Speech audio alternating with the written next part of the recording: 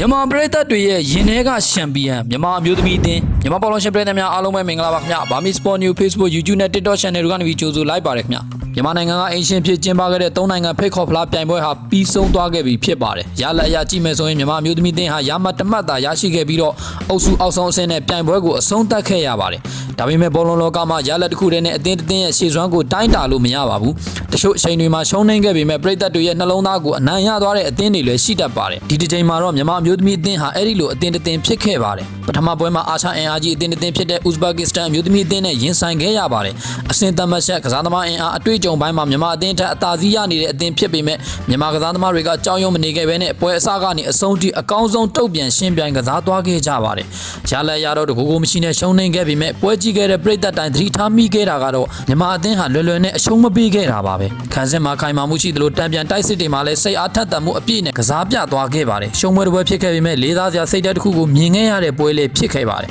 နောက်ထပ်တစ်ပွဲကတော့ထိုင်းမျိုးသမီးတင်းနဲ့ရင်ဆိုင်ခဲ့ရတဲ့ပွဲပဲဖြစ်ပါတယ်ထိုင်းတင်းဆိုတာအာဆီယံအဆင့်မှာအမြဲတမ်းထိပ်တန်းအင်အားကြီးအသင်းတစ်သင်းဖြစ်ပြီးတော့ကမ္ဘာဖလားအထိတွားရောက်ရှင်ပြိုင်မှုတဲ့အသင်းတစ်သင်းပါဒါပေမဲ့မြန်မာအသင်းကတော့နာမည်ကြီးပြိုင်ဘက်ဆိုပြီးတော့ရှိန်နေတာမျိုးမရှိခဲ့ပါဘူးအချိန်ပြည့်အပြန်အလှန်တိုက်စစ်ဆင်ကစားခဲ့ပြီးတော့ထိုင်းအသင်းကိုလည်းအကောင်းဆုံးရှင်ပြိုင်နိုင်ခဲ့ပါတယ်ပွဲအတွင်းမှာ PRP ကစားမှုအသင်းလိုက်ကြိုးစားမှုတွေကိုမြင်တွေ့ခဲ့ရပြီးတော့ထိုင်းအသင်းကို PRP နိုင်ခဲ့ပါတယ်မြန်မာအသင်းဒီလောက်ထိစိတ်သက်ခံယူချက်ကောင်းကောင်းနဲ့ကစားနိုင်တဲ့ဆိုတဲ့မျှော်လင့်ချက်ကိုပရိသတ်တွေရင်ထဲကိုထည့်ပေးနိုင်ခဲ့ပါတယ်တကယ်ဆိုရင် Uzbekistan ရောထိုင်းအသင်းကပါမြန်မာအသင်းထက်အဆင့်အတန်းပိုမြင့်တဲ့အသင်းတွေပါအတွေ့အကြုံအင်အား professional system ဘိုင်းမှာလည်းကွာခြားမှုတွေရှိပါတယ်ဒါပေမဲ့အဲ့ဒီကွာဟချက်တွေကြားကနေမြန်မာအသင်းကအရှုံးမပေးတဲ့စိတ်ဓာတ်နဲ့တိုက်ပွဲဝင်ခဲ့တာဖြစ်ပါတယ်ပရိသတ်တွေတကယ်တန်ဖိုးရှိခဲ့တာကတော့ရလက်မဟုတ်ဘဲနဲ့ကစားသမားတွေပြသခဲ့တဲ့ကြိုးစားမှုအသင်းလိုက်စိတ်ဓာတ်အဆုံးထိတိုက်ပွဲဝင်တဲ့စိတ်ဓာတ်တွေပဲဖြစ်ပါတယ်ဘာလို့လဲဆိုတော့ဘောလုံးမှာရလက်ဆိုတာတစ်ခါတလေကန်တရားပေါ်မူတည်ပြီးတော့လွဲချော်နိုင်ပါတယ်ဒါပေမဲ့ကြိုးစားမှုနဲ့စိတ်ဓာတ်ပိုင်းကတော့ကိုယ်တိုင်ထိန်းချုပ်နိုင်တဲ့အရာပဲဖြစ်ပါတယ်